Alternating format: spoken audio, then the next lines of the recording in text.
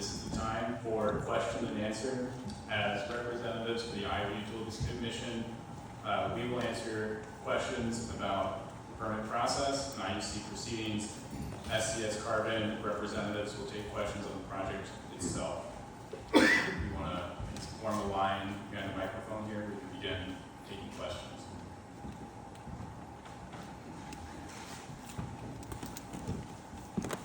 Good evening. I'm Jan Norris from Montgomery County. I appreciate you being here, and this is what it is to you guys on the left side of the room. But how come there is no Iowa Utilities Commission member here with us this evening? In the Phase 1 meetings, there was usually a commissioner there, but in the Shenandoah, they didn't come down.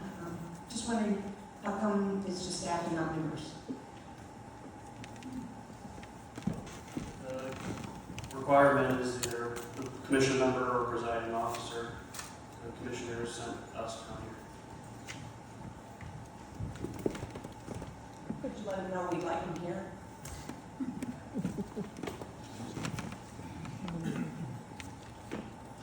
Good evening, my name is Anna Ryan. I know a lot of the people in this room, both from the Utilities Commission and from Summit, because of my past work on the pipeline cases. I live in Des Moines, but I'm here on my personal interest. My last name is Ryan. Those of you who are locals don't recognize that name because it's my dad's last name. You might recognize my mom's maiden name, which is Heaton, and you probably know the Heatons have been in Adams County for generations. And many of my fondest childhood memories come from the time I spent at my grandparents' house in Brooks, at their house that was half a mile west of the Poet ethanol plant. So this particular pipeline goes to a community that is very important to me. I spent 9 years working as an attorney at the Office of Consumer Advocate, and when I went to these meetings, I sat at the front table. I told the public what our role was and what we were going to do to represent their interests, because Iowa Code 475A requires the consumer advocate to represent the interests of the general public in all proceedings before the Utilities Commission. I would like to know, why is the consumer advocate not up front, and what is the Office of Consumer Advocate going to do to represent the general interests of the public in Adams County?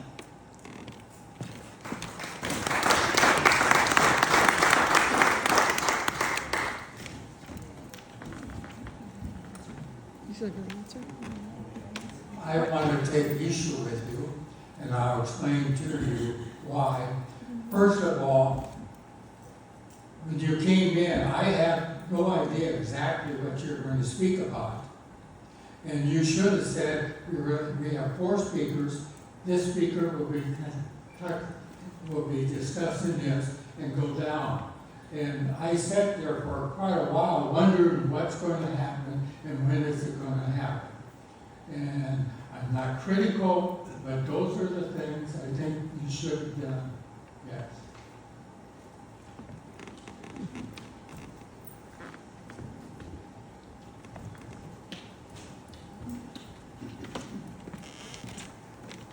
Hi, I'm Barbara Nelson, and I was a little disappointed that I felt misled when you said that IUB had approved Phase 1 without telling us that there were definite qualifications that had to be met before digging could start.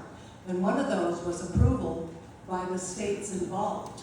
At this point, we know South Dakota is up in the air because of the recent Supreme Court ruling that they had.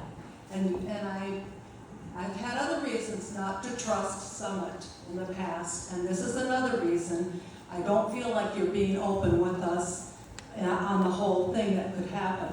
The other thing that I'm really concerned about is water usage.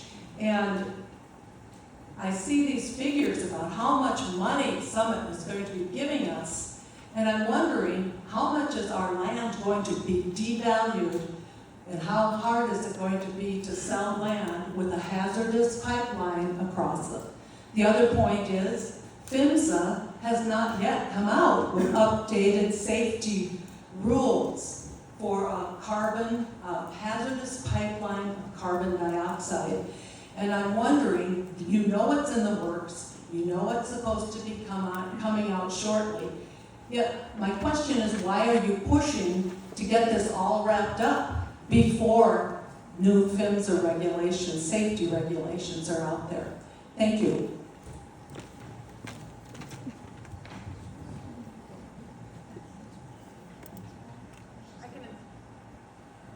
I can address those two questions. The first one related to water use. It is anticipated to not exceed an increase at the ethanol plant here in Corning of 9% water increase of what's being used today at the ethanol plant. That will be used for cooling at the plant in a similar way that the water is used today at the plant in a closed loop system. Very clear that there will be no water in the pipeline itself. And then related to the PHMSA, it is anticipated that the regulations are coming out here this fall. With that timeline, it's fully anticipated that we will follow and comply with the upgraded laws as they come out. How will that affect your current easements that are already signed? How will it affect current easements that are already signed and the route that's already planned? I can't speak to what the regulation rules are, but we will follow the regulations as they come out. Does that mean that you will renegotiate different easements with people or give their money back if it's found that you're planning to build closer to a town, for example, or a residence? Then it's going to be probably going to be allowed by a hazardous pipeline building. I guess again, depending on what the rules are as they come out, we will fully comply with them. Are you grandfathered in with what you've already done? The pipeline system has not been built, so there's no grandfathering. What did you say? The pipeline system has not been built, no legal grandfathering. Okay, thank you.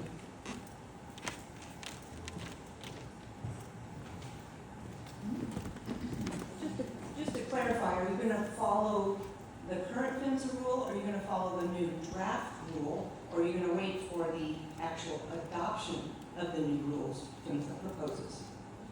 We will follow the rules that are in place as we go into construction. Which is quite likely what's in place right now, because the new draft rules will not be adopted yet. I can't speak to PHMSA's timeline. Do you have a desire to incorporate what PHMSA finds out from their investigation for 4 years and finds important to incorporate? Because everybody in this room is going to be directly affected by those rules and their safety. We have a full desire to build the safest pipeline possible. I'm sure that's in both of our best interests, but it might cost you more money and take a little longer.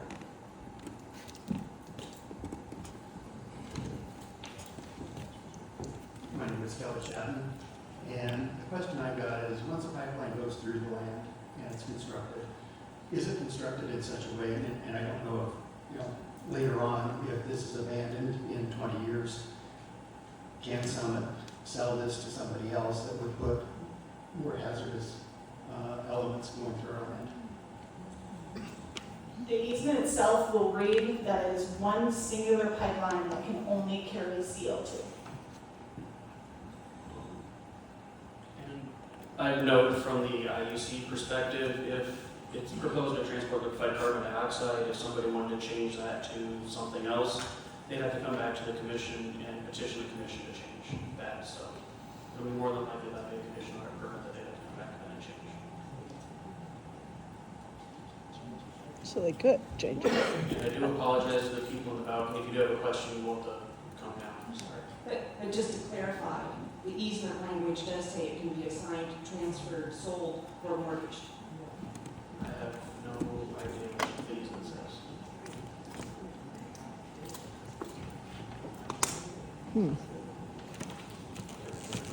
That's my question. I would like to have an easement to study before they come to my house. Is there one here tonight? I'd like to be prepared that when the agent comes to the house, I'd like to have it looked at and a lawyer looked at it first. So assuming we can declare this meeting complete, they should be able to provide a draft of their easement. I don't know if they have one here tonight or not. But they can't give it to you beforehand under Iowa law because it'd be classified as negotiations and they're prohibited from doing that. So they can't give it to you early. They have to wait until we declare the meeting complete and then they can start negotiations.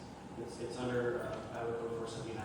So before the agent ever comes to my house, after your meetings, could I get one somehow and study it before he comes? I I believe that we issue a I'd copy. like to be prepared. We can work with you on that. Land agents are here today, and you gotta keep in mind that it's not a process that has to happen in a week. It can take, several visits and several months of visiting Well, that'd be negotiation. good, because I'd have that much more time to study it. Right, exactly, until you're comfortable, and have your attorney look at it, absolutely, take your time on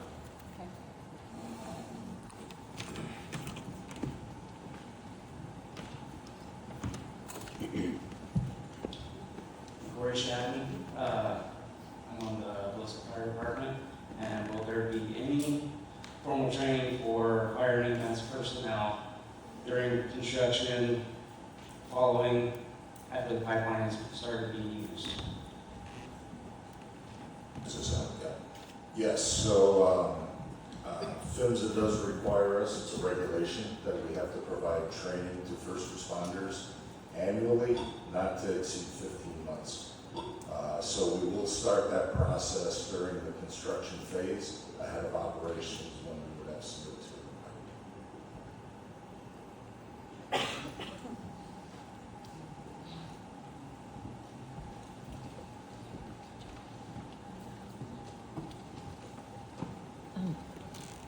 I have a question. I mean, I heard a lot of new markets expected, poised, but no guarantees of anything before you're going to construct a dangerous pipeline across the land.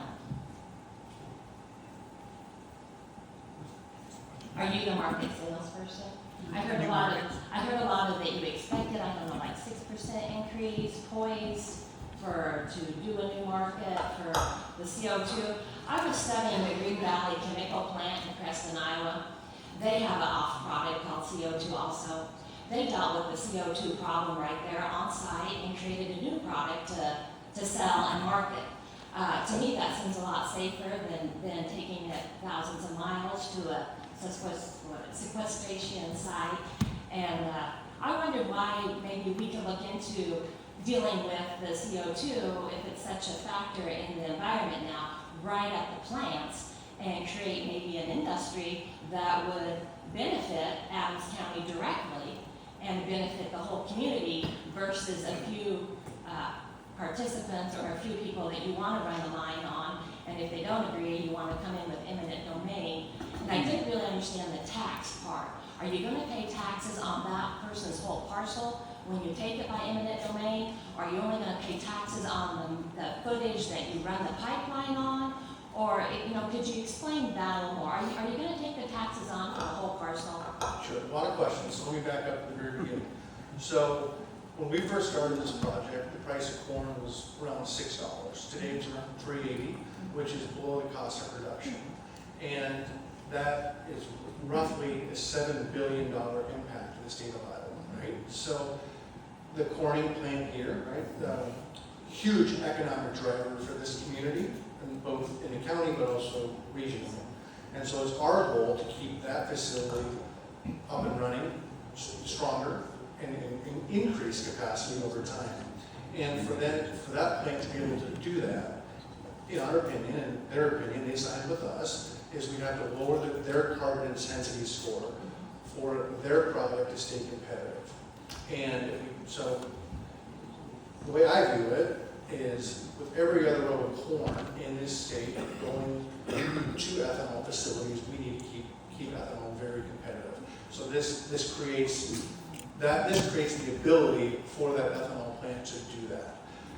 With regards to eminent domain, our company has every desire and wish to work with the landowner to receive voluntary easements. So on the phase 1 project, in the state of Iowa, we've signed 75% of the landowners up to voluntary easements. We've paid out over $158 million to those landowners for the right for us to cross their property.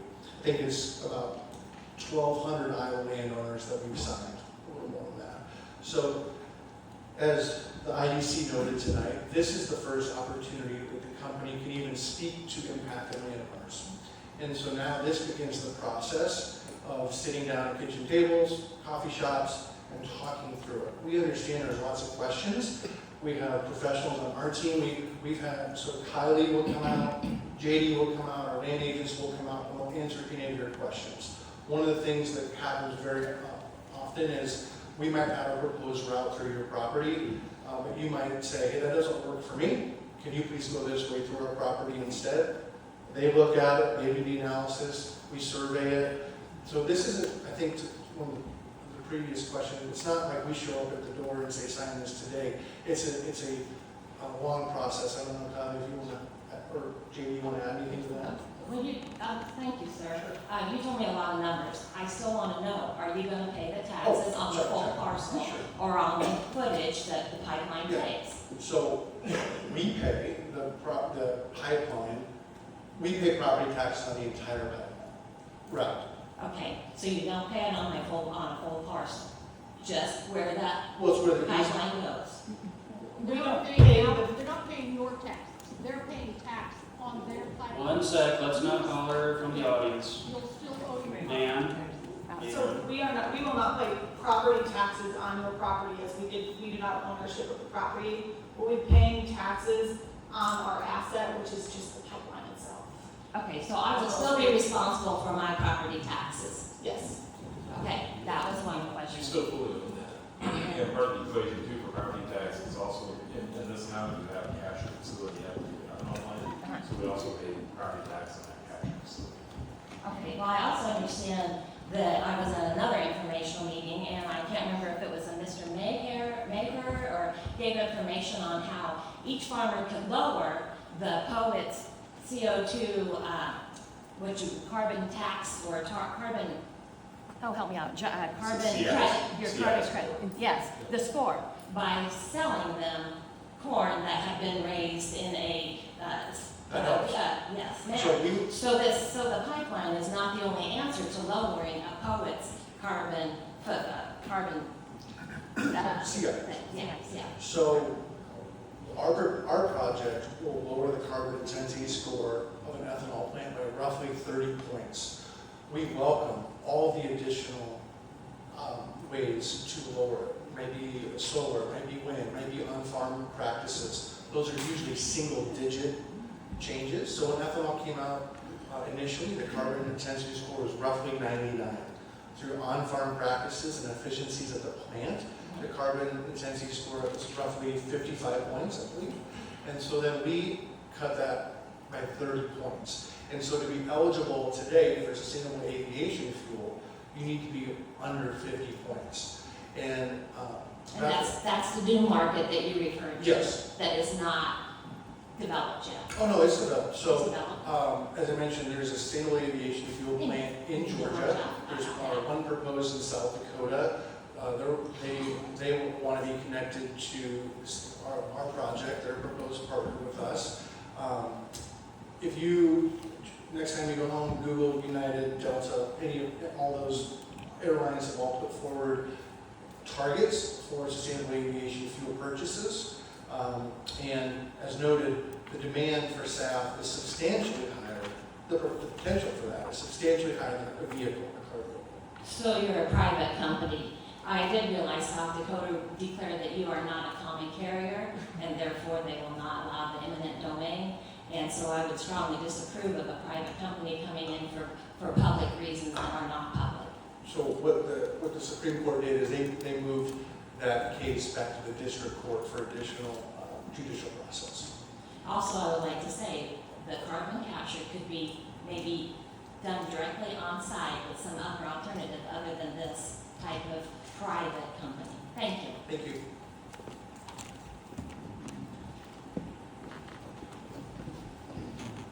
I came to Corning in 1972, and I ended up buying some land. And that land has pipeline. I've never had a Isn't that him problem. over there?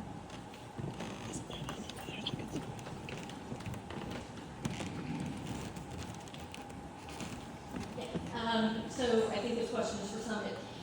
So it sounds to me like the rationale for this is that capturing the carbon dioxide, lowering the CI score allows poets to enter a new market.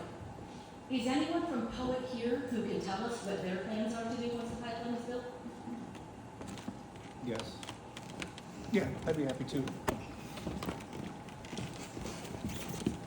Good evening. My name is Ryan Falloon. I'm the Regional Vice President with POET. I oversee 9 of our bioprocessing facilities, including the one here in Corning. So, POET Bioprocessing Corning, located here in Adams County, purchases 29 million bushels of grain from over 800 local farmers. Our team uses that grain to produce 85 million gallons of bioethanol and over 205,000 tons of high-protein animal feed annually. For more than 35 years, POET has been expanding markets and adding value to grain so farm families can continue to succeed. Today, as was mentioned, the marketplace is demanding lower carbon biofuels, so POET must adapt to stay competitive, and capturing CO2 will help us do that. POET has partnered with Summit Carbon Solution to capture carbon from 17 of our plants, as was mentioned, 12 of which are located here in Iowa. This once-in-a-generation project will create new value for biogenic CO2, bioethanol, and corn. At the same time, the Summit project will support thousands of jobs, billions of dollars in local investments, and sustain economic growth in rural communities. CO2 capture from bioethanol production can increase the value of every bushel of corn and acre of cropland. When bioethanol scaled up from 1% of the fuel source to 10%, farm income nearly tripled. CO2 represents the next evolution of value creation for agriculture, but only if regulators, farmers, landowners, and biofuels work together to seize this enormous opportunity. Iowa may not have the suitable geology to store CO2 underground, but we have plenty of corn, hardworking farmers, state-of-the-art bioprocessing facilities that can turn our state's most abundant crop into biofuels, feed, and CO2.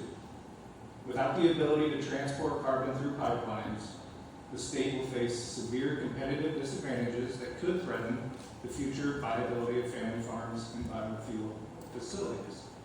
POET remains dedicated to working with all stakeholders to ensure the Summit project goes forward in a way that respects the rights of landowners, exceeds the highest safety standards, and creates value for all. Thank you.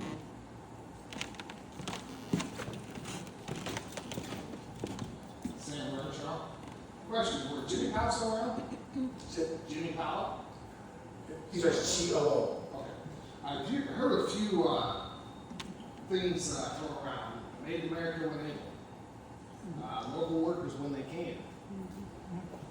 2 years ago, I was at 29 out of 32 meetings in Iowa.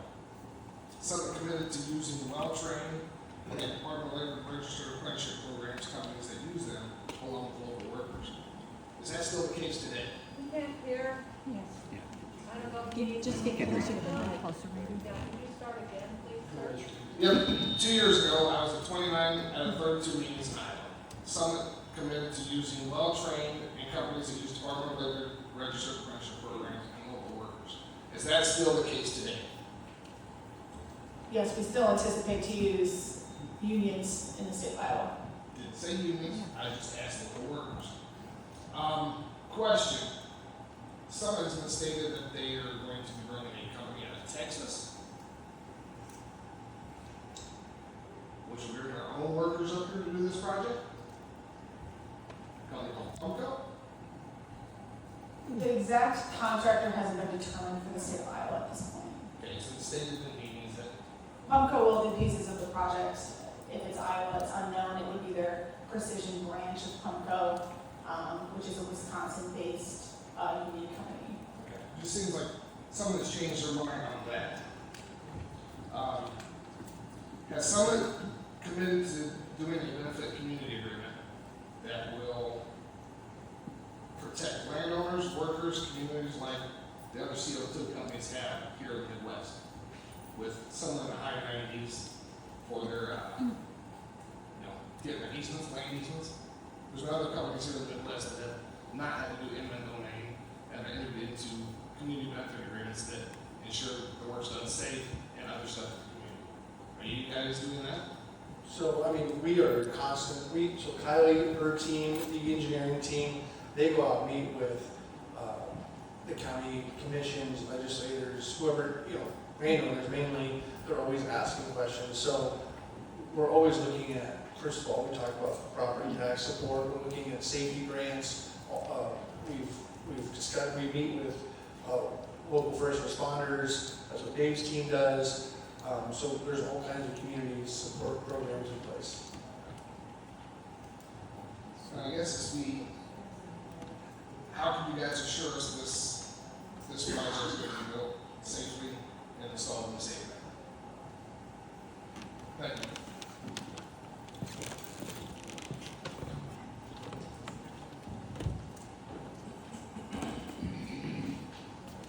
Good evening, I'm James Norris. My wife Jan and I have been involved in this for about 3 years, I think, longer than some of you have worked for some, I guess. When you said I'm guessing though you've been better compensated than we have in the last 3 years.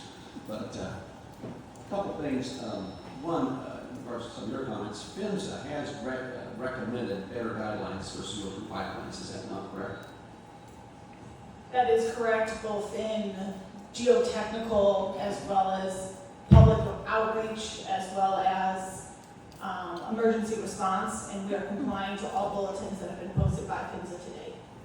Complying to bulletins, but you might go ahead with the pipeline route before the final guidelines come in as far as safety for building the pipelines, right? A couple other things. Some of the counties in Iowa with phase one obviously objected to what you were doing. One to pass local ordinances to protect their landowners and their residents, which makes sense. Well, we have county supervisor's job. And Summit has threatened lawsuits against those counties, Is that not correct? So we don't answer that. So PHMSA regulates pipelines, and that's. Yeah, this is now we're talking now about the counties that have passed ordinances to protect their county residences, which was their job. And Summit has threatened some of these counties with lawsuits. Is that not correct, for passing local ordinances? It has to do with who has the jurisdiction over the pipeline, and so our state regulator is the IUC, and then our federal regulator is PHMSA. As I mentioned, Kylie and the project manager team are out and about meeting with county supervisors. They go to their commission meetings. They talk about depth of pipeline. They talk about road use agreements. They talk about drain tile in the county. So it has to do with who has jurisdiction over the pipeline. Well, we'll let you get away with that, I guess, but is that part of your good neighbor policy? I'm just curious, threaten lawsuits to counties that don't pass ordinances to protect their residents. So think of it as, you live in Montgomery County, right? Yes. Let's say that the way that you have to look at these things is the federal regulations are for the entire project. And so if you had an interstate, right, it was 35 miles for this route, right, it has to be consistent, or else every single county is going to have different rules and regulations. That's why you have state regulations and you have federal regulations. We follow the guidelines currently that are there as far as public utilities, correct? As far as if you want to run electricity to my house or natural gas to my house. Does everybody understand why it's 50 feet? That's what it currently is 50 feet. They can actually go closer than that. They dig a foot deeper because it's utilities. It's what they're using in the guidelines. This is not a public utility. Everybody knows that, surely. We could talk about what this is in depth, but they're using those guidelines. That's what you're using to build your pipeline, which is not a hazardous liquid pipeline. This gentleman mentioned he's got a pipeline. Yes, I have a pipeline on one of my farms too, but it's at 400 psi. This is at 2100 or 2200 roughly psi. A lot of difference. And that's why PHMSA is saying, put the brakes on. This thing needs to be regulated for safety. I would just add, Mr. Norris, that these pipelines are not new. There's over 5,000 miles of CO2 pipelines. And there's millions of miles of gas and natural gas and oil pipelines in the country. This is still relatively new. How many pipelines in appearance have you guys built of CO2 pipelines? I guess first, let me backtrack to the previous question. Because I can answer that for you. right? It's The zero. 50-foot guideline you're referencing for natural gas pipelines falls under DOT 192. Our regulations are DOT 195. So we are not following regulations related to natural gas just because they are equivalent regulation. They're not designed for a natural gas system. Equivalent, right? Thank you. They're going to cross my land too. Pipeline's going to cross my land.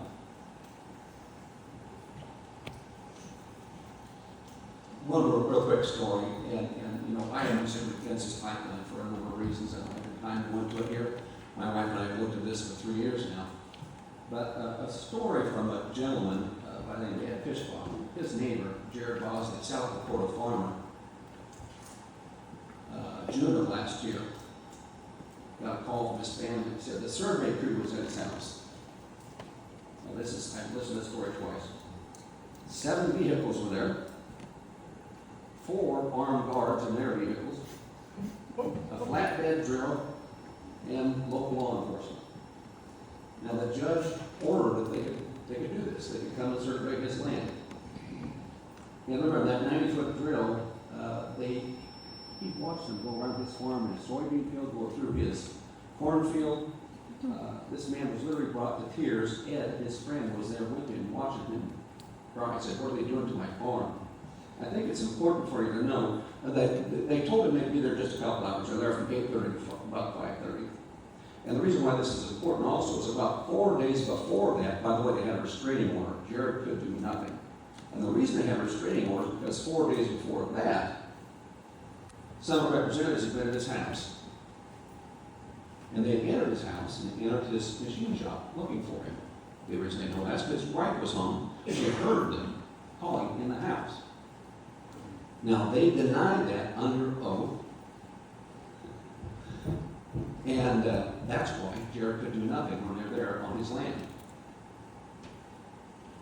And they came out on social media, and the reason he could prove that they were lying is because he had video surveillance on his farm and showed them enter his house and enter his shop without his permission. Now, that's the story that was related to me by Ed Fishbaum. And all I'm saying is it doesn't sound like a good neighbor policy. And I know that this gentleman says it's going to be the savior for ethanol, and I know that's your selling pitch. You know, I hope and pray you're right on that. That's that this pipeline goes through. But the information that I have read it says that's not the case. But I think it's important that we look at, even if you're for this, and even if you're hoping to get a big fat check from these guys that's coming out of my and your wallet, because this is a taxpayer-funded boondoggle. But if you're waiting for that big fat check, that's fine. That's your business. That's your land. But eminent domain in the country of the United States of America to take somebody's property for private profit just doesn't sit with me. Thank you.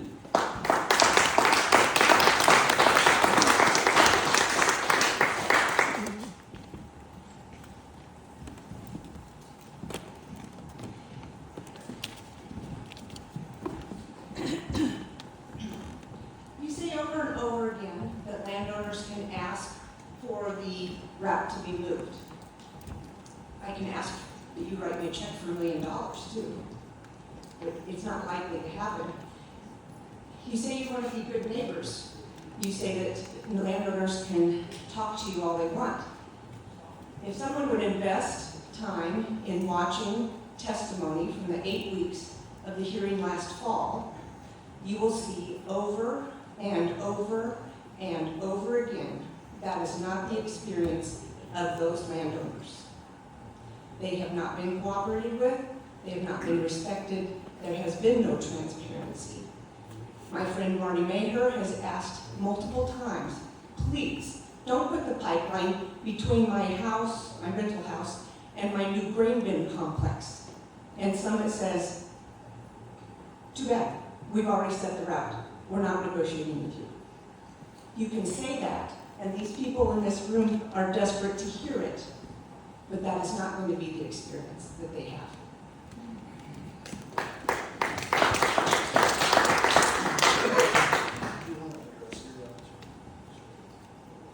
I guess to quickly address, just in the state of Iowa alone, we've made thousands of reroutes across the system based on conversations that have taken place with landowners. So earlier you talked a little bit about the end of the route, so we're kind of the beginning. Can you talk specifically about the sequestration sites? You mentioned 3 of them, they're class 6. Where are those located? What communities? Are they in rural areas? Great question. Yeah, great question. So the question, in case you didn't hear it, was about the sequestration location. So we are north and west of Bismarck, North Dakota. These are rural portion. We partnered with Minnesota Power up in that area. They already have a fully permitted site, and then we are developing additional sites that's currently going through the permitting process. So we have multiple injection sites all within that area in North Dakota. So you also talked a little bit about permanent sequestration, however you say that. But then I've also read a little bit about how potentially that could be used later for something in oil production. Can you talk about that? So a significant portion of, so as I mentioned, there's 5,300 miles of current CO2 pipelines, Louisiana, Texas, North Dakota. A significant portion of those current miles are used for what they call enhanced oil recovery. And that's where you take the CO2, you inject it into the subsurface, and it helps extract oil. Our project is for permanent sequestration, and the reason we do that is so our ethanol plant partners can receive the lower CI score. So if you use it for other purposes, it doesn't have the same effect on the CI score reduction, and that's what we're focused on. And so for sure, 100% of what you're putting underground will not come back up. It is truly permanent. So where we're injecting in North Dakota does not have oil.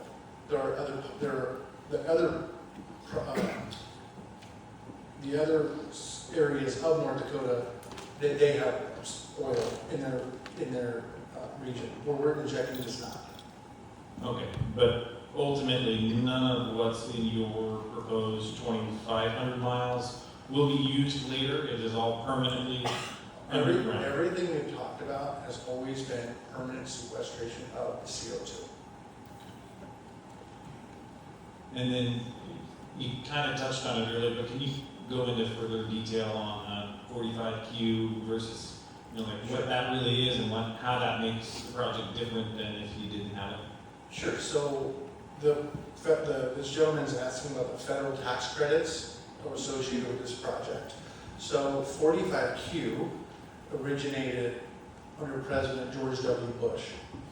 It got expanded under President Obama, was expanded again under President Trump, and then was most recently expanded under President Biden. Both parties, multiple years of legislative work have supported these projects. So there's also what they call 45Z, which is part of President Biden's Inflation Reduction Act. There's a certain window in which that tax credit is active. I believe it goes to 27. And then 45Q, I believe it's a 10-year tax credit, if I remember right. 12, not that. And so, in short, when you build projects like this, you raise private equity, private dollars to help get this project started.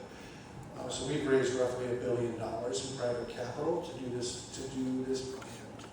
When you have to get all of your permits, so Iowa, South Dakota, North Dakota, we have permitted Minnesota and then also Nebraska. When you get to the construction phase of the project, you then get bank notes, loans, right, to help cover the difference. And so one of the things that helps get these projects started, or the incentive there, is there's at least some form of guaranteed income for those loans for those periods of time, so you can help build the infrastructure to do the project. And you're saying that 45Q would be essentially a background guarantee? Is that what you're saying? Yeah, so it all depends on, like I said, we want to become operational in late 2026. It's all determined. We have to go through these processes. One of the things we get asked a lot is, are you starting construction in Iowa on the first phase? We're not, as I think somebody noted earlier, part of the conditions the Iowa Utility Commission put forward is you have to have, Summit Carbon has to have South Dakota and North Dakota permitted before construction can commence. So that's at least a year away from when all of those will be in line. So it does take a while. Okay, and then you talked a little bit about that $1 billion in private. So there are people that have shares in the company in some way, right? So what would it be like to look at the kind of people that have invested? Well, so a lot of them are Iowans, our ethanol plant partners. Continental Resources is an energy company out of Oklahoma. Tiger Infrastructure.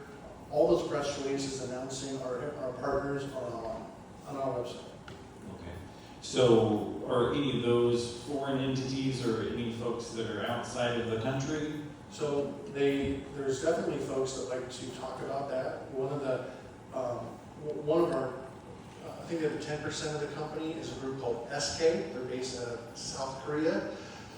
They do significant infrastructure work, worldwide. So we do have an international partner with SK. Okay, and that's your primary, and that's your 10%, but there's roughly 10%. Okay, and there's not any other huge portions from other countries? No, other countries, no. So the way that these, so there's funds, like Tiger Infrastructure has a fund. Continental Resources is a private company they're a private company that invested. The large investor are Iowans because they are from the network that has invested in the company or Summit Ag for a long period of time. So it's a wide variety. Like I said, I think all those press releases are on the website. Okay. And then can you talk, so you mentioned earlier about 195 versus 192. What is that distance for setback that you're looking The DOT 195 regulation is a 50-foot setback with a waiver option if you go additional depth. That's, not necessarily where we place the pipeline. That's going to be a conversation with each landowner, but that's the regulation. Okay, but you're not necessarily treating that as it'll be 50 foot, not more. You're treating that as it'll be at least 50 foot? The federal regulation is at least 50 foot. At no point are we that close to the home. Okay. How close have you been, or do you, just ballpark, I won't quote you. Yeah, it's hard to say across the system. There are people that have access to move closer to the house to get out of the farm fields, people that run us next to hog barns, right, that is going to be a landowner conversation.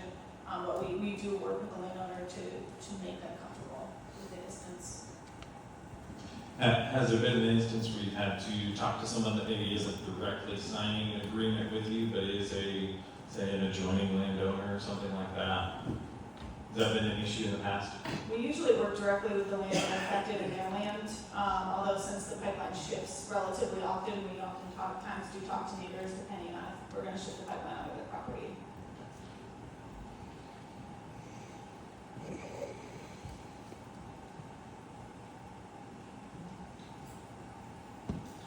So earlier you talked about the carbon intensity score. Currently, code is at about 50. Is that what you said? Each facility has their own rating. I don't know their specific number. I want to say, generally speaking, an ethanol plant's right around 55 points. Okay, so 55, but you're saying the aviation fuel would need to be below 50? The minimum requirement is to be below 50 points. So that would be potentially a drop of 6 points, which would be achievable in other ways, but you're potentially saying you could drop it down to 30 or below? Is that what you said? So if we became operational, we're a 30-point reduction. So 20. So 30 reduction, so you could bring it down to 25 is what you're saying? Yeah, and then the hope would be with continued efficiencies that we've seen on-farm practices, what the ethanol plants do, all of that evolved over time. The goal would be, because in Brazil, they're creating, have plans to create carbon neutral ethanol from sugarcane or even corn-based in the future. And so the goal, we believe if once operational, eventually all ethanol plant partners will have carbon neutral, if not eventually carbon negative products. I would say the importance of increasing it additionally during the sustainable aviation fuel process, the plants will lose or increase their carbon intensity score an additional 11 to 17 points on average for the sustainable aviation fuel creation process. I missed about a third of that. Can you just run through that again? When you talk about only being about 5 to 6 points away from sustainable aviation fuel, to go from ethanol to sustainable aviation fuel, it will be an increase in their carbon intensity score about 11 to 17 points from what they have today. Thank you. And then, what other things are happening in the industry in terms of bringing that carbon intensity score down? Are there other players out there that maybe you would even view as competitors that are doing something different besides carbon capture? Well, first of all, there's ethanol plants doing this today. So in Illinois, the ADM facility is sequestering carbon into Decatur, and there's ethanol facilities in North Dakota doing this as we speak today, not too far from our proposed location. So there are definite other proposals, other projects that are operational. There's the big thing with our project would be the substantial impact of the reduction compared to some of the other ones. I think Iowa Renewable Fuel Association would be a good resource if you have questions on that. They have there's different proposals, but it might drop 2 or 3 points, but it costs X million to do. It just doesn't work. And so we hope it happens, right? We hope that those costs continue to come down and the CI scores continue to improve for ethanol. And like I said, it's all about making ethanol competitive. Okay, that's all I got for now. Good questions, thank you.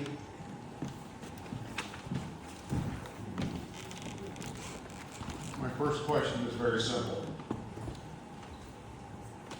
Do any of the people sitting at that table own property in southwest Iowa? Think you're under threat of eminent domain? Talk closer to the mic, please. I can't hear you. You keep calling.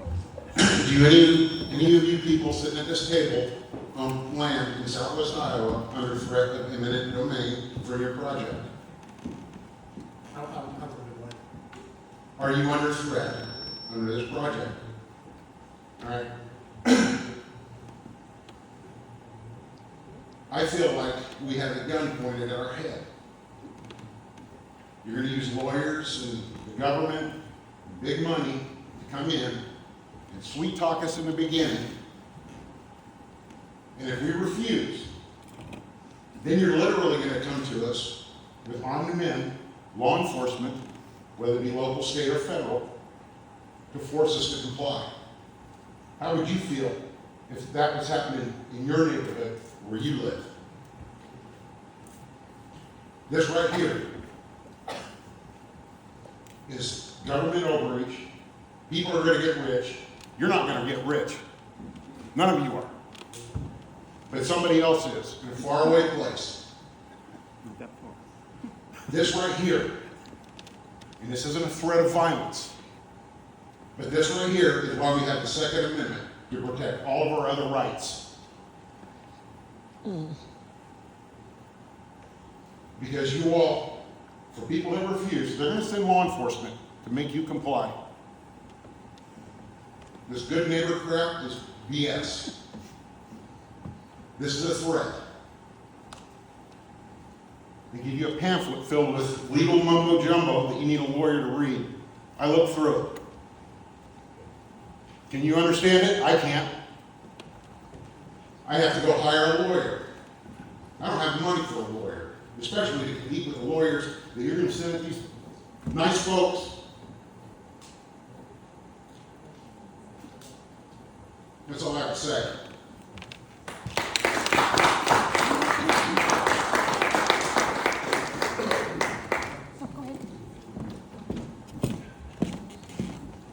Hello, my name is Katie James, and I work for 20 different insurance companies. So I have a question question regarding the insurance policies. So you're calling this a hazardous liquid.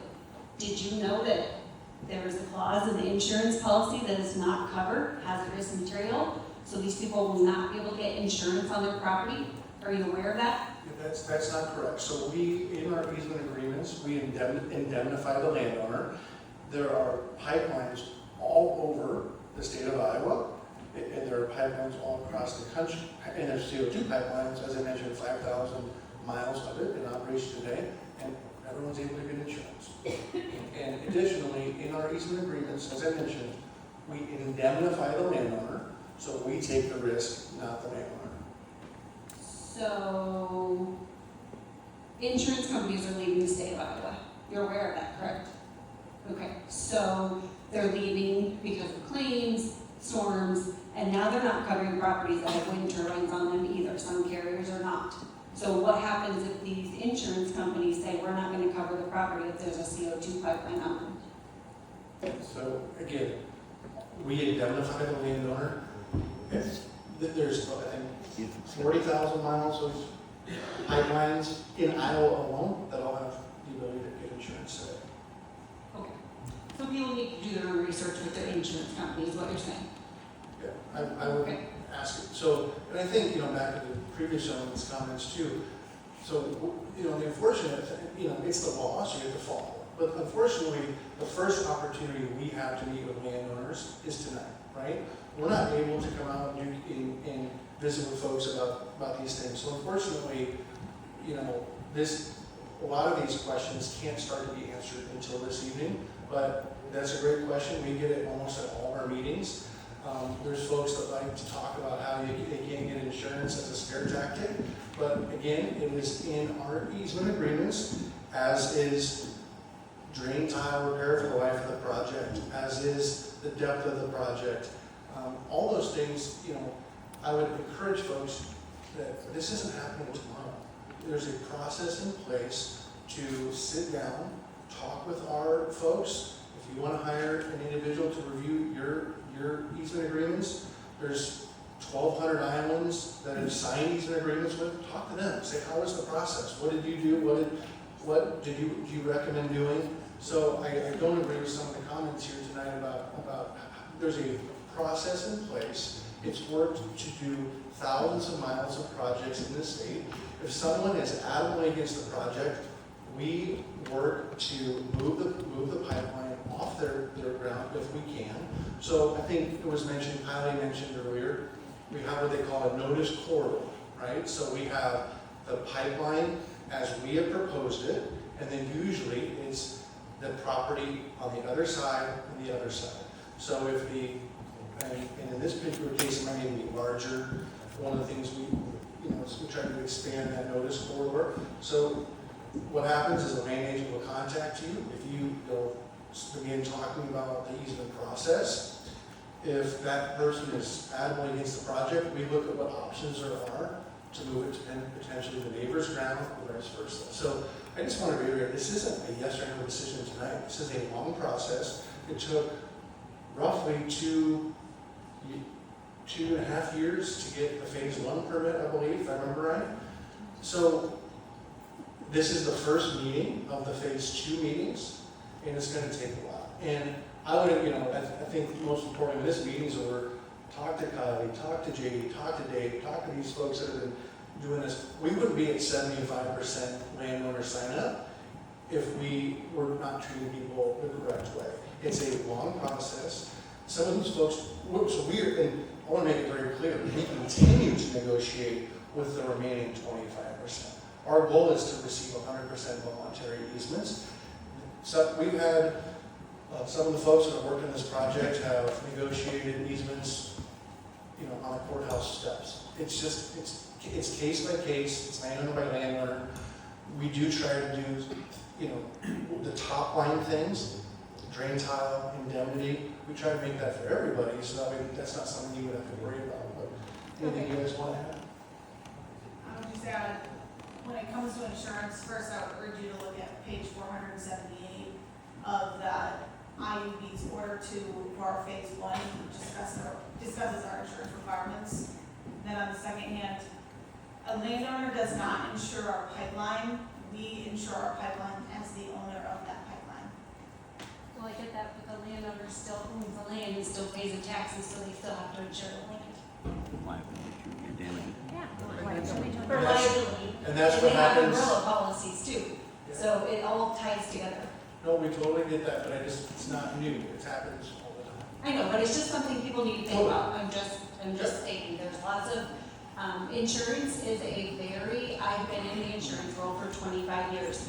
It is a ever-moving market that changes daily. So my second question, this is more for the poet gentleman. So why can we not capture the carbon dioxide at the plants and refine it at the plants? I guess, what can that not be done? I mean, I guess that's my question. Why do we have to truck it 2,500 miles up to North Dakota and then do it there? Why can't it be done at the on-site, at the ethanol plants? I don't know. It's just a question. So I don't know if you want to answer that or not really, or you have no idea.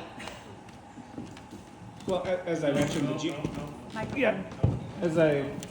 just reiterate from the statement I read, but the reason we can't do it on site is because we don't have the suitable geology for it.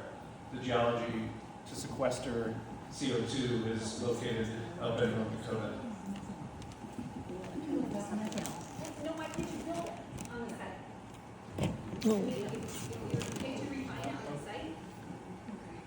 It'll be captured and compressed on site, but to store it permanently, it needs to go somewhere where it can be permanently stored. And we don't have that geology in Iowa. If you're gonna store it permanently, how are you gonna use it for the jet fuel? No, okay, that's a good question. Okay. If you're gonna have a question, we're gonna make you come to the microphone. Poet, man, I'm sorry, I forgot your name. Ryan. Sorry. Thank you for coming and talking. We asked, you direct the questions up to either STS Partial Summit or the IUC, and we'll handle the questions. We're not questioning audience members on all that, so.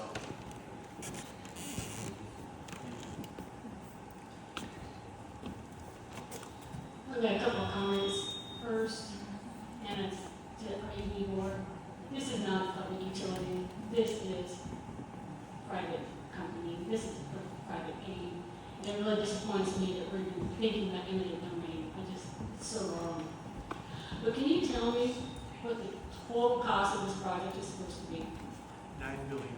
$9 billion. And we had a fireman here. We have a lot of small fire departments, a lot of volunteers. What about the equipment they're going to need? I mean, they're going to need all the oxygen and all this kind of stuff because this is dangerous. Yes. As was stated in the first hearings we did with the IUB, or IUC, we will provide CO2 monitors to all the first responders, as well as a grant program, which is, the initial grant program is $50,000 and $1,000 per mile in the county, okay, for for equipment that may be needed for the first responders in that county. And then, of course, the training that goes along with it as well. So that's an initial grant, but you're still here in 10 years.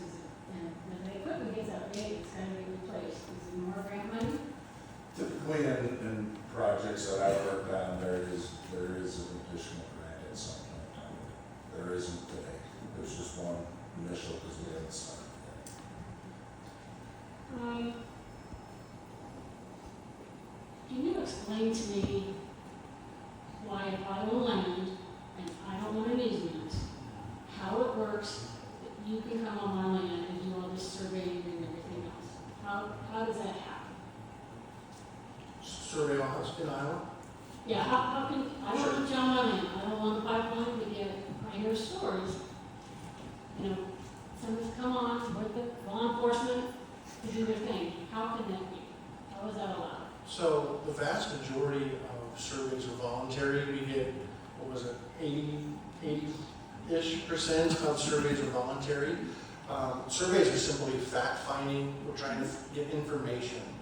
And then, so there are statutes in place that if you do not receive a voluntary easement, a voluntary survey, then certain steps have to be followed to do a survey.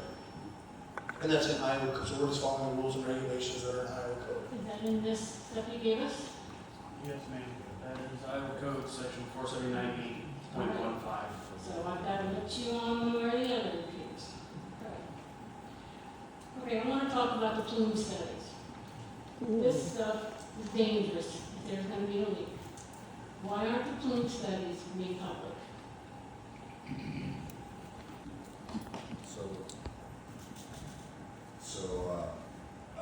Dispersion modeling, plume modeling are complex. They're also potential security sensitive information. And we follow the recommendations of PHMSA and other agencies like TSA that say they should be shared, but shared with people who need to know. So we've done that. I don't need to know. So we've done that with emergency managers, county officials, lUC, first responders, and we'll continue to do that as the project goes on, because what those models do is they help us to inform our integrity management program that's required by PHMSA to make sure the pipeline is safe. That's the health of the pipeline, as well as inform our public awareness program, where we communicate out to the public, and our emergency response plans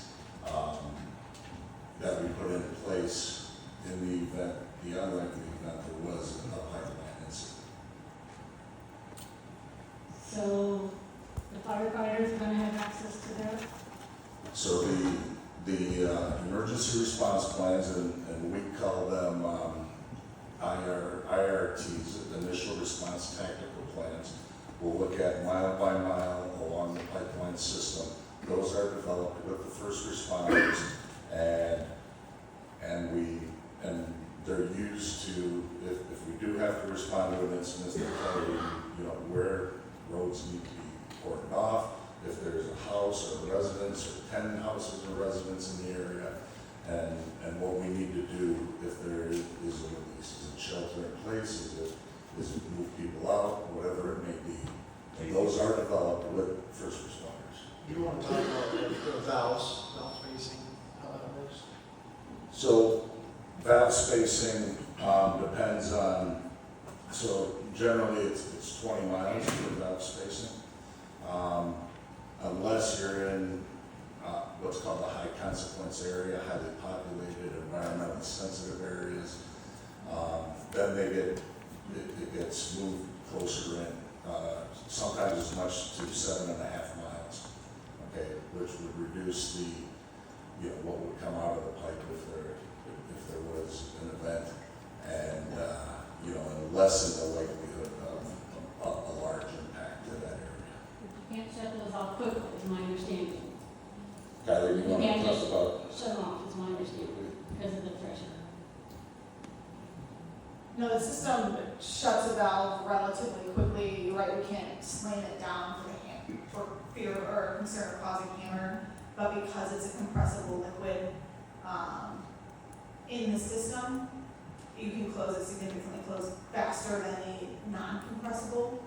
So fast would that be? from the time we start closing the system at a 6-inch pipeline, it would take somewhere around 25 seconds to close the valve. So these valves, is it like where I see you have an underground pipeline, they come up and over, and there's a valve, and they go back down, and that. So what's the protection for those valves? What's the protection? Protection for Protection from, pickup goes off the road and hits the valve, we have the protection from terrorists, who knows nowadays, well, and that's what's out there. How do you protect your valves? All valve sites will be fenced in, as the first protection. Fenced in with Fencing. I mean, just Sorry. Well, we typically, so as I talked about security previously, we do have to have security at our sites, because again, it's potentially security sensitive equipment and that. So we do have to have security equipment such as fencing, cameras, ballards to prevent, something from running into it or driving into it. We would put those things around that facility. At least something in front of it, so Yeah. if the tractor swings too wide or somebody runs off the road. Okay. Back on this water thing, I'm a real estate lender and I deal with lots of people in the country, and our wells are low. I mean, the water supply is an issue, and it's very concerning.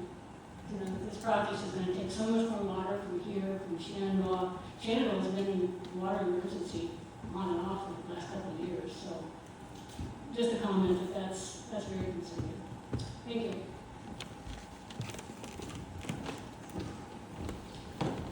I'd like to point out how many, if I had a nickel for every time Summit has told us that the CO2 is safe and it won't harm you, I would be paid more for my work. It seems unreasonable to me for Summit to tell us that the CO2 is no more dangerous than the fizz in your pop can, but yet it's so dangerous that we can't let terrorists know how far the plume will travel. I think for people in this room that are faced with signing an easement that goes on in perpetuity, it never ends, and have to live next to that risk the rest of their life when their family has to, it is totally reasonable, and they should be able to expect to have the risk information needed for them to decide how dangerous it is to live next to this pipeline.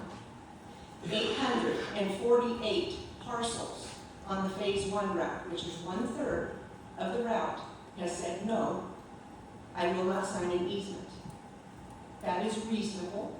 It's within their rights. And I think the people in this room need to know that eminent domain is going to give them a much more disadvantage in negotiating. If you're held up, I mean, I know it's a stretch, but if you get held up in the alley on the way to your car tonight, Jake, and somebody has a gun on you and says, give me your wallet, and you hand it to them, is that voluntary?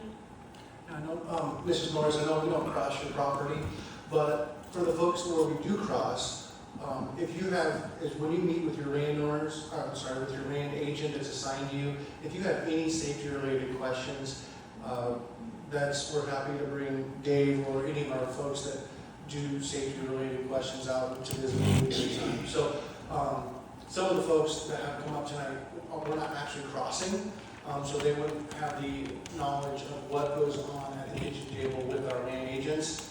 And so Dave and JD and Kylie, the whole team back there, they're happy to answer those questions with you, or if you want to bring someone along, If I could just add, you may not be crossing my property, but you're running on 2 sides of it, and I very well could be affected by a release. So don't give me crap that I'm not danger.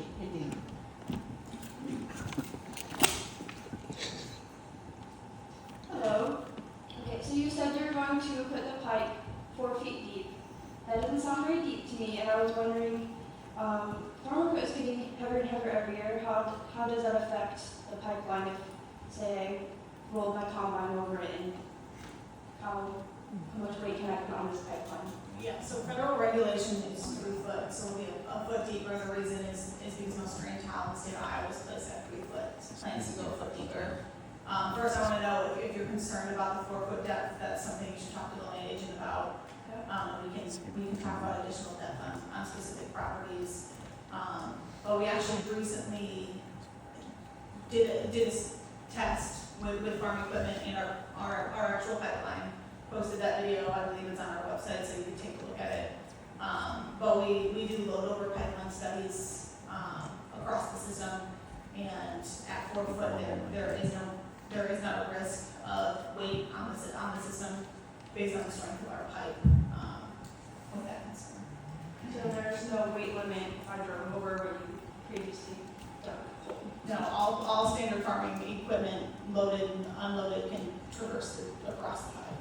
So hypothetically, should I drive over it and if there comes a hole, who's in charge of repairing that and how does that affect people who have land there? If you cut a hole to the depth of the pipeline at 4 foot, Like I drive over it and it's on the extended and now there's a air leak or whatever, how does that affect the land, who owns it, and if there's any damage or to the pipeline company is required to come out and do all repairs.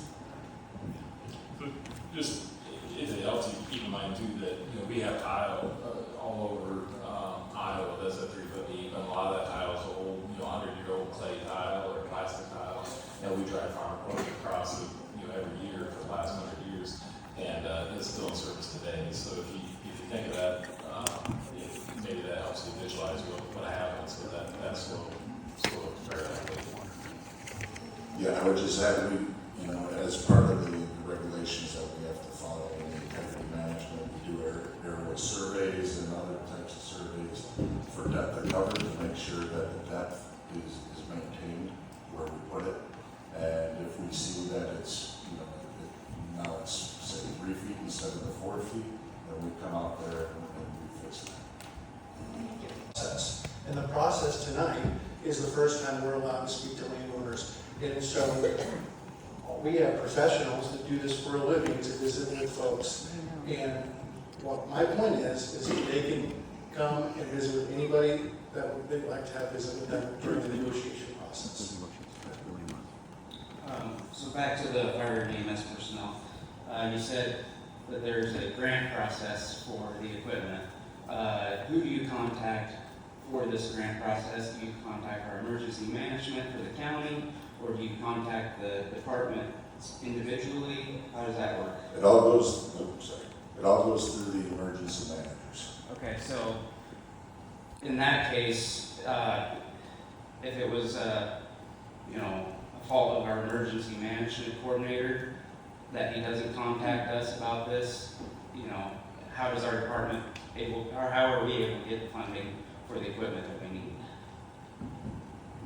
So it's our understanding that the emergency manager coordinates for all the responders in their area. Okay. And if for some reason you weren't getting that, you can come to us and we can definitely have those conversations, with us and with the emergency managers, to make sure you get the equipment that you need. Okay. And what about the surrounding departments? Because I live in Montgomery County. Montgomery County has gone to a 3-page system. So for structure fires, grass fires, and I'm assuming eventually we're going to move on to other things. So if Ballistic gets paged to an incident, they contact other departments around us. So if this pipeline isn't in this other town's district, are they able to get the funding for equipment that they need for this pipeline? I think it goes back to the emergency manager. If they say we have mutual aid with this area or this area, then that would be under that umbrella. And I believe we're going through Montgomery County as well. So, they would get the grant there as well. Just to clarify, $50,000 sounds like a lot of money. Do you know how much a self-contained breathing apparatus costs? How much? A couple thousand? No, it's 9,000. I have listened to fire department manager in other cities talk about $9,000 per breathing apparatus. $50,000 will buy us 5 breathing apparatus that every volunteer should have in their truck if they get called out, because they can't come in and save us without it. Again, so this is an initial grant of $50,000 and $1,000 per mile. And, we do know that some areas, some rural areas don't have, their volunteer fire department may not have this. And if we think, and if the emergency manager conversations that we have feel they need them, then, we would work with them on those. And the $50,000 is a start.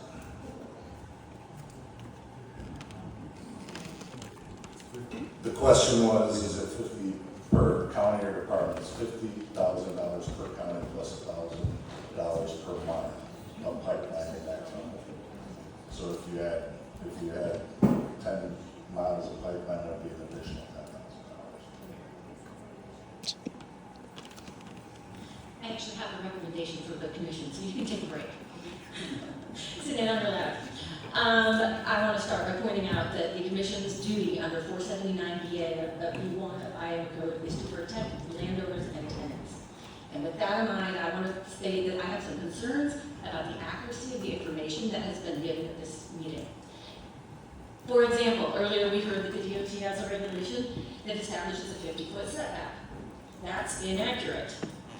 Code of Federal Regulations, Section 195.210, pipeline location. No pipeline may be located within 50 feet of any private dwelling or any industrial building or place of public assembly in which persons work, congregate, or assemble, unless it is provided with at least 12 inches of cover in addition to the prescribed. Build a pipeline anywhere you want, within 50 feet of anything, as long as you bury it 12 inches deeper. I have some suspicions that a lot of the other information that we've heard tonight maybe not be entirely inaccurate, but certainly errs on the side of spin and favoring the pipeline perspective and not entirely giving the landowners everything they need to negotiate an easement. And if the purpose of these meetings is to ensure that landowners have the information they need to negotiate easements, then it is imperative that the pipeline company give accurate information to the landowners. So with that in mind, I would like the Utilities Board to consider exercising its authority, its discretionary authority, I will note, under Iowa Code 479B4, to create formal recordings, either written or recorded, of these meetings, so that landowners can go back to the information that they've been given and to hold Summit accountable for what they say, so that landowners can know that what they get is reliable and accurate, and that they can hold Summit accountable in the future if Summit tries to say something different. It seems to me that holding Summit accountable is the least the Utilities Commission can do if it's going to protect landowners and tenants. Thank you.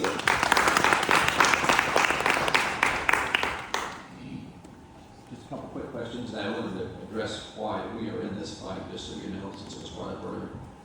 We're basically at the corner where the phase 1 and the phase 2 that join there. Behind our house is a mile, it's between two of our farms. Behind our house is where our neighbors were hoping to build a retirement home. That's done now. They can't do that now because of the pipeline route. A mile to the south of us, our good friends, Darwin and Lori Johnson, wonderful neighbors. They have one child, she's a special needs child. She does her prayer studies there at the little living room window, and it's 288 feet from the proposed pipeline route. 288 feet. Now, she has been to our board of supervisors in tears, asking them to make pass an ordinance. Now, guess how much compensation she gets and who she gets to talk to about this problem? Nobody. Nobody. Because she's not a landowner. She's 288 feet from it in the kill zone, and she gets to talk to nobody, and she gets no compensation. None. So if you wonder why I'm in this fight, that's one reason. So just because I'm not going to get a big fat check, or somebody else isn't going to, my God, this is the only reason to come out here. My other neighbors now on phase 2 route, the new proposed route is between them and their grandchildren on their farm. Do I care? You know what? Yeah, I care about my neighbors. And my wife cares about my neighbors, and I bet you what, most of these damn people in this room care about their neighbor. That gentleman in South Dakota, when they raided his farm, had 50 neighbors show up and say, hell no. And you know what they also did? They went back and they primaried the people in South Dakota that weren't standing up around their own man. They threw their ass out of the system. That's the way the system's supposed to work. You stand up and you support your neighbor. You mentioned things from safety earlier. Nope. And I apologize to some of you people that are new to this, why we're a little bit passionate about this, because we've been doing this for 3 years. We could go on all night long and bore you to death, and I won't do that to you. But Sarkacia, Mississippi is a well-known fact where there was a leak 49 people were hospitalized a mile away from the rupture. 49 people. Some that had permanent brain damage. And they talk that they're safe. 3,000 people were evacuated. 300. Or 300, excuse me, 300, pardon me, 300 were evacuated.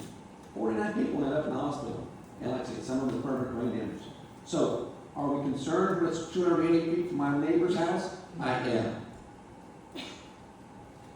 So, you guys talk about safety and how you're going to help everybody, but essentially, what the lUC now said in the report is you've got to give every rural fire department CO2 detectors. Do you know why?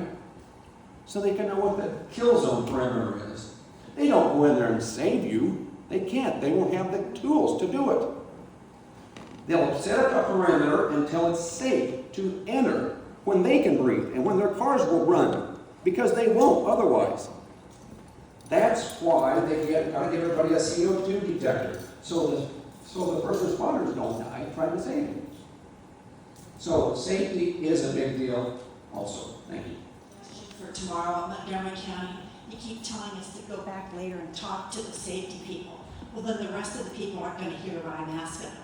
So maybe tomorrow you could have someone from safety up here asking all these questions, answering, so everyone can hear. Yes. Okay, but several things they told me to go back and discuss. Post-meeting. After the meeting, I'll be back there. Why don't you just answer what we were. Yeah, that's why we're here. You go ahead and ask. Well, I've forgotten now, but there were several things that you said he'll talk to you later. Anyway, right? Yeah. Okay. What is methanol? Is that a fuel you can make? Or did I dream that? Okay. Could we not make the methanol right there instead of piping it? There are some companies out there that will make green methanol. For instance, like an 85 million gallon plant that's here in Corning, it would take like 110 of the biggest windmills you could get to make the green electricity to split the water out.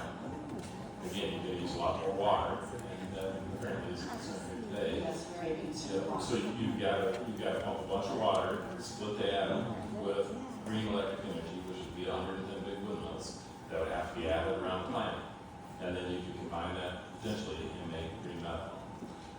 But again, Is anyone doing that? Any other? It's not feasible right now. I know, but is any other plants doing that? No, not that I know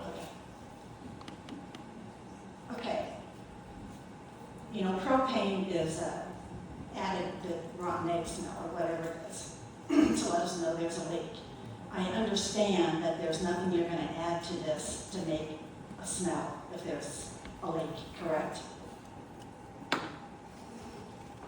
Currently, there's no plan and there's no regulation to add an odorant for a interstate pipeline. So similar to gas pipelines that you're talking about, I believe that's one of the rotten eggs if there was a gas leak in your house. Those are distribution lines and there's a requirement for that, but these lines are interstate transmission lines, so the transmission lines in Iowa that carry gas do not have an odor either, which would be similar to this line. But could it be added, whether it's a regulation or not? Why not? I mean, we're not going to know there's a leak till somebody's dead. Sorry. CO2 is a non-corrosive substance, and we'll be carrying nearly pure CO2 in the pipeline itself. By adding in the odorant is a potential for adding a corrosion inhibitor or an oxidant inhibitor, adding corrosion risk to the system. And we also have purity specs that we're required to meet when we get up to North Dakota to become a sequester. So for integrity purposes, we won't be adding an odorant to the system. You will be. Won't be. And typically, the odorants that are in use today are like a mercaptan and they're flammable.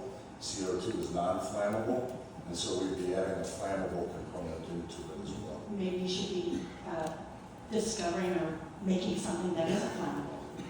Make something that smells that isn't flammable. Be proactive. Wouldn't that make sense if there's a leak to have a smell? Okay. Now, do we not live on a fault line? Mm-hmm. Okay, we have had an earthquake here because I was at work and felt it years ago. Wouldn't that major earthquake be a problem, maybe? I mean, anybody? There are 107 miles of PHMSA-regulated pipelines in this county. They're well designed to handle earthquakes. Okay. Okay, I don't understand how this is going to work, but okay. Here's this pipeline with your valves and everything, but there's a leak. Do you have monitors, alarms? Do you have something that tells you that the pressure suddenly is bad and that there's a leak somewhere and that you can pinpoint it to Diamond Jacobs Farm? On each of our valve sites, we'll have both pressure and temperature indicators that will transmit readings back to a control room. That has the ability to close the valve when there's a seen pressure, temperature, unexpected pressure or temperature change. And what's the time? It will be, nearly instantaneous reading back to our control room.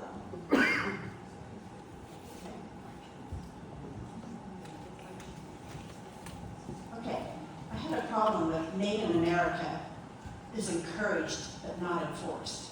Did I hear that? When you were talking about the actual pipeline? The materials that we're using for the pipe are currently all from mills in steel and US. Okay. Why don't you just say we're going to enforce it instead of encourage? Why don't you just put that wording in there, it will be enforced? That's what we try to do. In some cases, there may be equipment that we can't get here. And so, if we can't get it here, we can't get it here. But that's our preference, is to have it all, made in America. Okay, here's another thing that I don't understand from the environmental side. Okay, we're going to pipe this all up there and we're going to force it down into the ground, 7,000 feet. How much? Correct? Yeah, it ranges from a mile to 2 miles. Okay. Do we know that it's solid rock, solid granite, that nothing's going to leak into the water, whatever? I mean, that's a lot. Yes, we've done a significant amount of studies up in our sequestration areas, and we also have continuous monitoring of the system as we push CO2. Thank you. But tomorrow, I would wish that whenever anybody had a safety question, you wouldn't say, there's people after here to talk to you about it later. I think they should talk about it so everybody can hear it. Okay? Hi, I'm Ron Brown. I just have one question, and that happens to be in the near future. Okay, so after tonight, we're going to get a series of registered letters. Is that correct? Oh, God. On survey deal? Is that right? No, we'll have land agents that will reach out to discuss the project and the potential survey of the property. We're not going to get any more registered mail? There could be registered mail in the future, but the next step right now is we'll have land agents reaching out. Okay, so the survey crew that's coming out, when are they due to hit Adams County? Because what my question is, my concern is, I'm willing to let the survey crew come in, but I want to be able to take my crop out first. Is that going to be okay?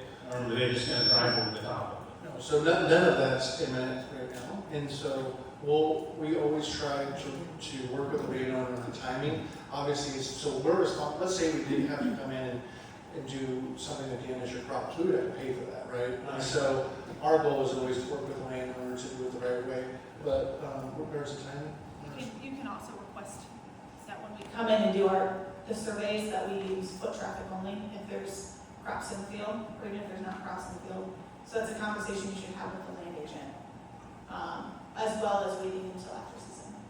So you're telling me you might drive on my crop? this year's crop. No, I was saying, if you don't want us to use foot traffic only. See, I don't want you on my crop. I mean, I'll let you in the day I get done, That's but it. I don't want you in there before that. I would suggest talking to your land agent on timing, which is, easy to Okay, do. and so then another thing, That's a reasonable request, and we would do everything that we can do to. okay, I appreciate that. All right, so one other thing, then I'll let you go. So this pipeline is like 100 feet from my grain bin, so I'm gonna be going across it with loaded grain carts, everything else. It's only 4 foot deep. If that thing ruptures, not my fault. Say the ground's soft, because my cart will sink in this far or farther. And I rupture that line. Am I liable? Who's liable?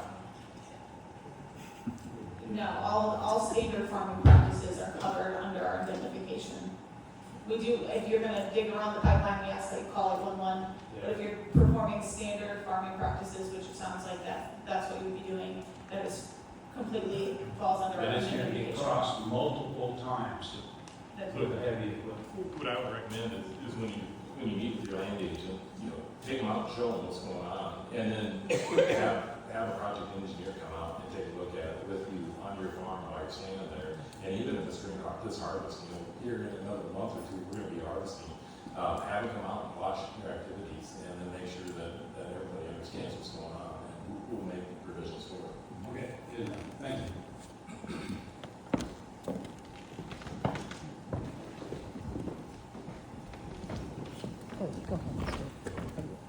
As a former natural gas pipeline operator and qualified gas line welder, gas was brought to Corning, Iowa in 1961. All this pipeline and everything's been in place. We have 4 major pipelines going through Adams County. We have a pipeline that we don't know what's going through. They put something through it, they put a pig in and put something else through it. And this is not new. They've stored natural gas underground for years and years and years. None of this is new. You've got a 6-inch pipeline with 2,000 pounds in it. You can't crush it. And I've worked with PHMSA for 20 years, and you want to talk about somebody that's strict. They go through every one call. I had to have meetings with every fire department, ambulance, everything. You had to send out information every year. We did surveys of all the customers along the pipeline 4 times a year. I'm saying this is the safest thing ever. I mean, a train can derail, a truck can derail. I don't know if we need CO2 pipeline, but I'm saying pipelines are safe.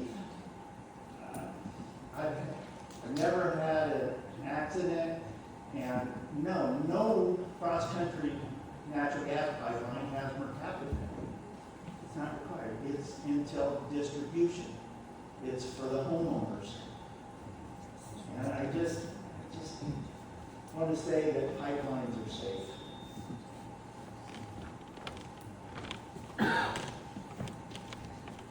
Well, first of all, I'm glad that pipelines are safe. But this project's something new, right? You were saying you've got 5,000 some miles and et cetera.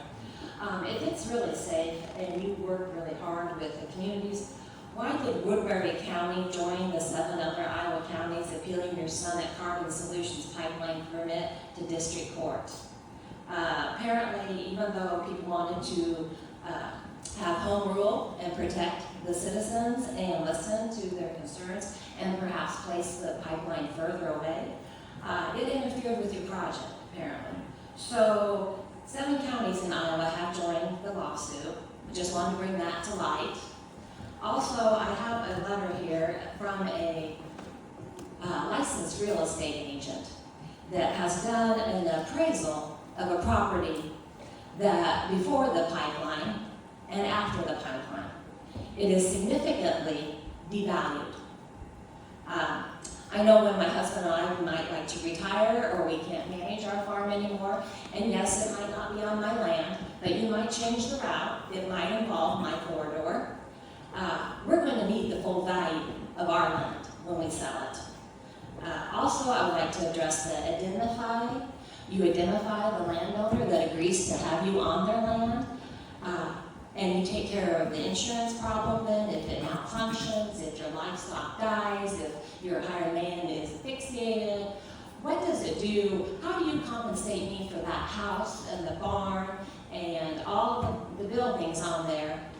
What type of insurance is my property actually covered by?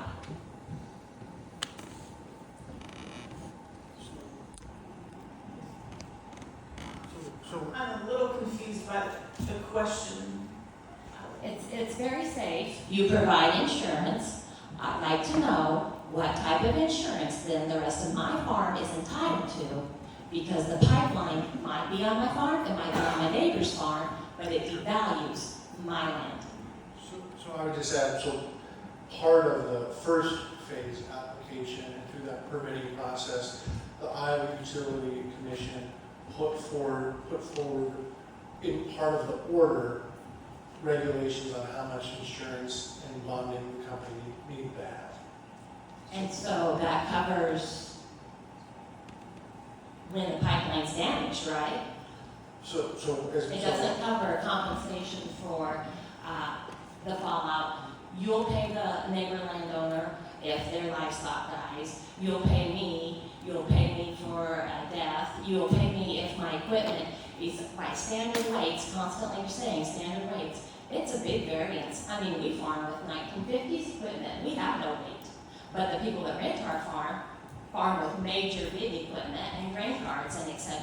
So that standard doesn't really give enough detail, but I feel that makes Mr. Brown or anybody else in this room safe to traverse over it multiple times with the erosion, the frost, the thaw in our area. I don't feel like there's going to be coverage for this identify. So there's requirements on the company for insurance coverage, and then it would be, so what you're describing is going to be a case-by-case scenario if there was a claim, and then our insurance then would cover that particular claim that you're describing. It's a hypothetical, right? And so, but there's requirements placed upon the company to meet and exceed that. So if my company I'm with, the insurance company says, well, pipelines run within 100 yards of your property, Julie, we're not going to insure you anymore. Because we did have major difficulty after the tornado went through, and there was huge damage done in the county, and that residual damage is yet to be addressed. And so therefore, there's a lot of devaluation of land. It's been tainted. There's no way to remove that taint. Thank you. Thank you.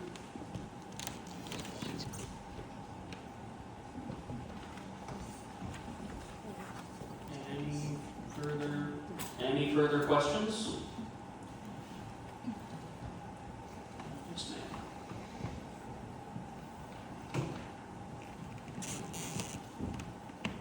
Thank you for being here this evening and taking questions. I have one, and I think to probably you. This CO2 is going from here to the Dakotas. Then you mentioned that it can be used in Georgia. Is that correct? So, but you also said that it's permanent sequestration in the Dakotas. So how does the product get from Dakotas to Georgia? Great question, thank you. I want to clarify for you. So we're talking about two different products. So the ethanol produced at the Poet plant here locally, the CI score of that plant would go down, which would then qualify it to be used for sustainable aviation fuel or just continue to be used for automobiles. So that the ethanol product does not change. What we're talking about is currently that ethanol plant emits CO2 from the atmosphere today. We would be capturing that product, that CO2, and transporting that to North Dakota. So what was happening in Georgia, or what is happening in Georgia today, is they're importing ethanol, but the ethanol is made from sugar cane, and that's how they're making the sustainable aviation fuel in Georgia today. What we're trying to do is to open up Iowa ethanol plants in our 57 ethanol plants that partnered with us to make them eligible for new markets and new opportunities. So, this is very hypothetical. Can you say that? Hypothetical. This is fairly hypothetical. Well, so there are ethanol plants in Illinois and North Dakota doing this today. What we're talking about is expanding to include Iowa plants, in South Dakota plants, Nebraska plants, Minnesota plants, and we have a plant partner in North Dakota as well. So we're expanding who would be eligible or who's doing it. So there's an ethanol plant, there's ethanol plants doing this today. We're just adding to the list of plants that we do it. Maybe. We hope. Okay. Then I wanted to ask, and this might be a question that you won't answer. If there were an incident, is there any point that the pipeline potentially is close enough to Highway 34 that had children traveling on school buses could be in a danger zone, that had people traveling to work, to Red Oak, would be in a danger zone? Would Highway 34 be in a danger zone? I can't speak exactly where Highway 4 is in relative. 34. 34. I think it's about a half a mile is my best guess, but I don't know off the top of my head of the location. But pipelines are incredibly safe.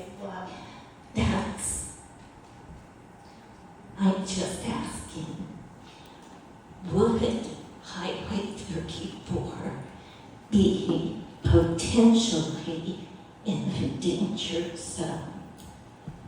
Again, I'd have to look further into the system. I don't have it known off the top of my head, but it is a 6-inch pipeline. So very small pipeline with shut-off valves relatively near each other. I think one way to look at it, man, is so the goal of the company is to build and operate a safe project. So it is that's what our team is focused on every single day, is reducing risk. How do we make sure that doesn't happen? And so that's why, I think it's important to recognize that we have people full-time. So we have a man control center in Ames that once operational is manned 24/7. There's always somebody there operating the project. It's the goal of the company to make sure the incident that you described or anyone's described here tonight does not occur. And so there's rules and regulations in place at the federal level and at the state level to ensure safe operation of these projects. And so one of the slides today talked about how there's CO2 projects that have been in operation since the 70s. There's never been a fatality related to one. So our job and our goal is to make sure that doesn't occur. And so the design, engineering, building, that's why we want to work with great trades folks to build it, to do it the safe way. There's risk in everything we do. There's risk driving here, there's risk driving home. Our job is to manage that risk and to make sure that we operate it safely. I understand what you're saying about fatalities. I would beg to differ just a tiny bit. My best guess would be that some of those people who received brain injuries in the Mississippi incident and their families would to you. They died that day. The person I knew died that day. They will never be the same. So I understand why you say it the way you do. I consider that to be a bit deceptive, and I hope you understand what I think that. No, I totally do. There's a report that came off the Mississippi. There's a report that came out, and my understanding, while there were people that were checked out after the incident, I don't believe there was actually any. There were 49 people were taken to the hospital. Nobody was admitted or hospitalized. They were all released that day, according to the PHMSA report. That's a document that's available online. I was reading that. Thank you. I understand. Thank you. I'd like to address that.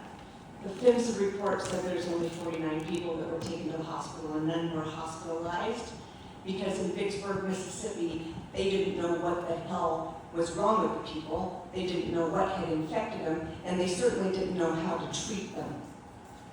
So it is misleading and it's disingenuous. I have shaken the hand of the man who now has so much brain damage, he can no longer drive a car, and he's 40 years old.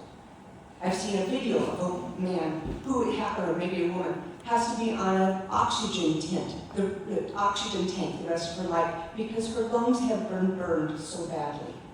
This is dangerous. This is not natural gas. Natural gas of a backhoe nicks a pipe, the backhoe operator blows up and dies. If CO2, if a backhoe nicks a pipe, the backhoe operator dies, his whole crew dies, and the neighbor dies too. So let's be honest about it.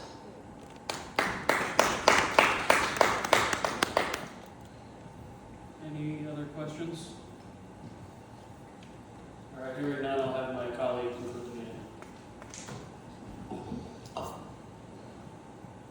As landowners go right and ask SCS Carbon to address your concerns, your changes to the route, or to make other changes. The negotiation process is the time to request those changes and to address any concerns you might have. It is usually helpful to be specific with your request or concern. The requirements of Iowa Code, Chapter 479B, have been satisfied by the presentation and discussion completed here. SCS Carbon may now begin negotiations with landowners for easements or other property interests for the portion of the project located in this county. This meeting is adjourned.